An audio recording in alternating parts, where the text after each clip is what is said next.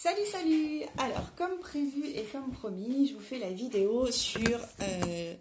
hop, pardon, on voit un petit peu mieux. Sur les peurs. Alors, il y aurait énormément à dire, donc je vais me concentrer sur un sujet et le sujet de disserte que je vous ai mis, mais j'ai pas eu de très bonne copie. Hein. Je rigole en plus. Martine, je te remercie d'ailleurs, ouais, tu as marqué pas mal de trucs intéressants aussi. Les peurs sont une conception erronée de la réalité.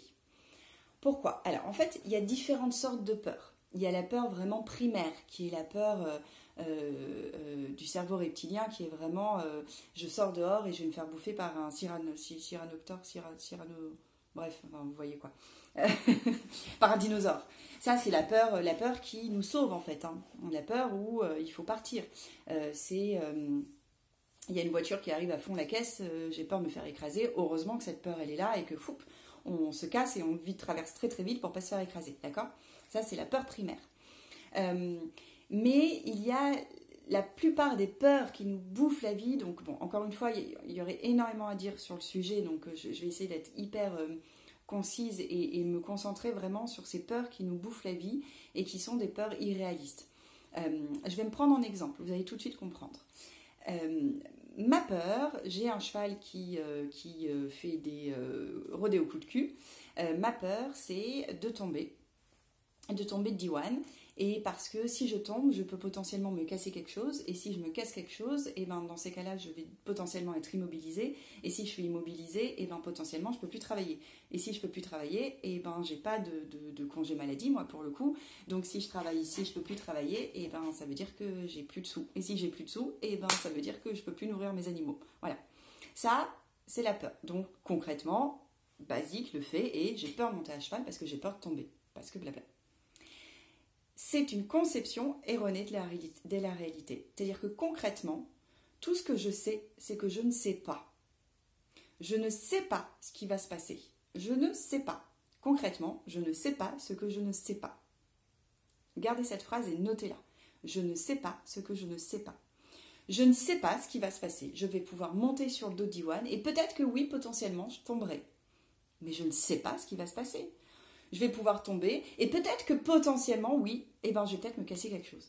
Mais je ne sais pas ce qui va se passer.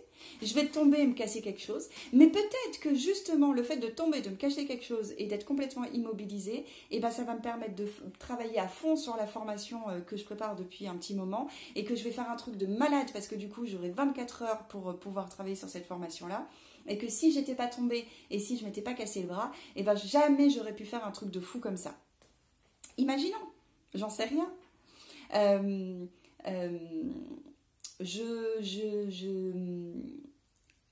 J'ai peur de... Je cherche un autre exemple.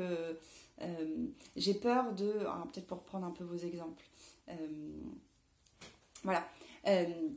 En fait, concrètement, la peur, c'est une vision erronée de la réalité, mais c'est surtout... On ne voit que le côté négatif et on ne voit pas le positif.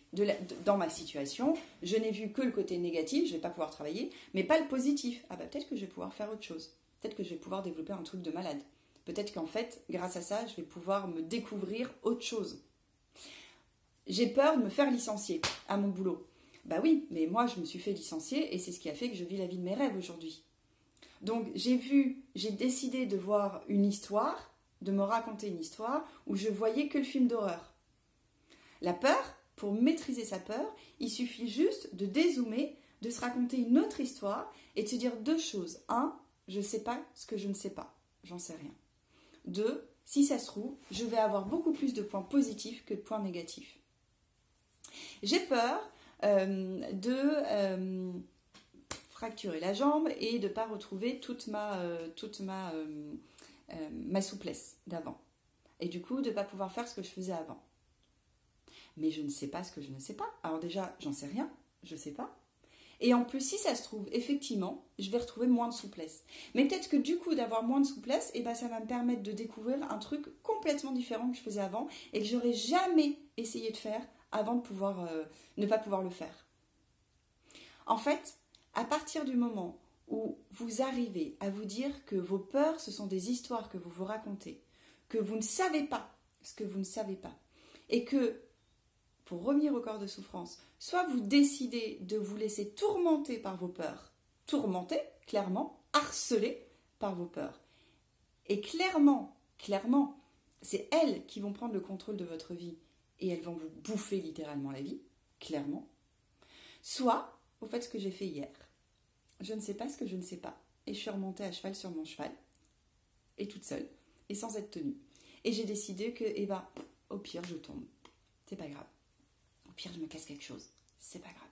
Je trouverai autre chose à faire. C'est pas grave. Et ça s'est hyper bien passé.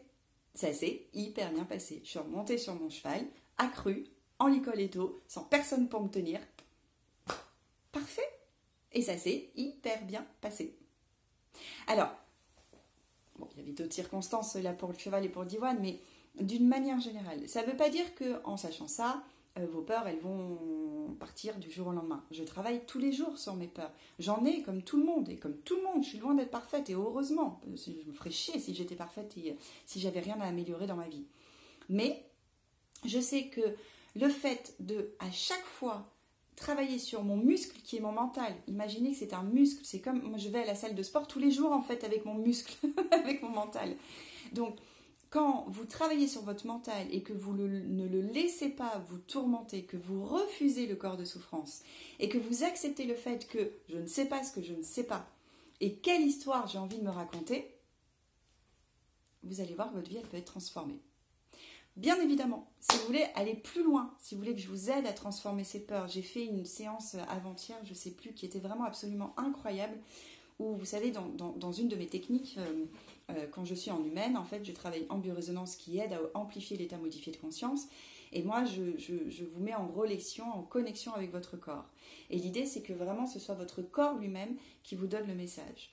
Et là, j'étais avec une cliente, si tu as envie de partager avec grand plaisir, où elle m'expliquait qu'elle avait son occiput qui se coinçait régulièrement et qu'elle avait beau à chaque fois le décoincer, à chaque fois il se recoinçait.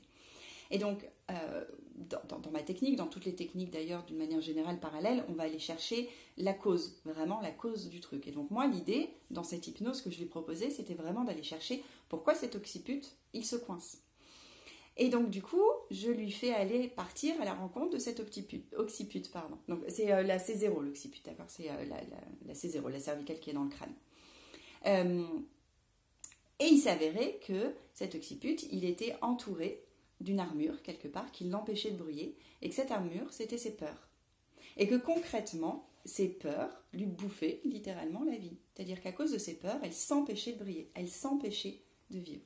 Et c'était absolument magique cette méditation, cette hypnose, ce soin, on l'appelle comme on veut, de pouvoir se libérer. On a fait tout un travail vraiment de pouvoir se libérer de ses peurs. Mais se libérer physiquement, spirituellement, c'est une chose. Ensuite, c'est vraiment de travailler votre mental. Travaillez-le.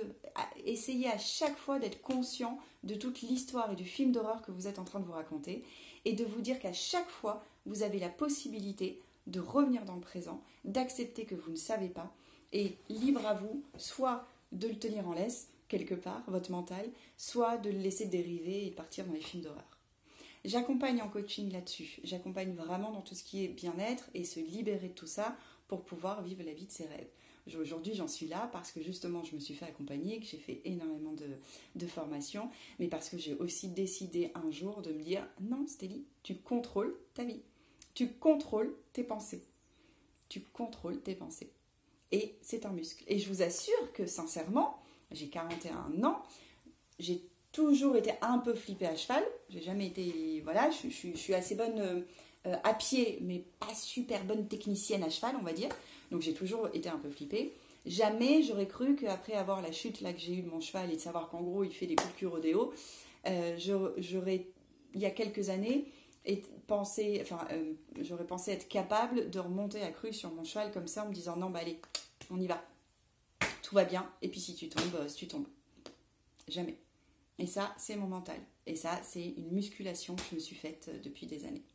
Donc voilà, dites-moi un petit peu ce que ça vous inspire, n'hésitez pas. Si vous souhaitez un accompagnement dessus, bah évidemment, je suis dispo, bien sûr. Au contraire, ça me passionne vraiment, c'est un sujet qui... Voilà, se libérer de ses peurs, c'est pouf. Parce qu'à partir du moment où on se libère de ses peurs, bah, on vit la vie de ses rêves, en fait. En fait, c'est la base. Se libérer des pensées désagréables et se libérer des peurs, c'est pouf. Et on vit la vie de ses rêves. Voilà. Sur ce, je vous souhaite une bonne journée et puis à très vite.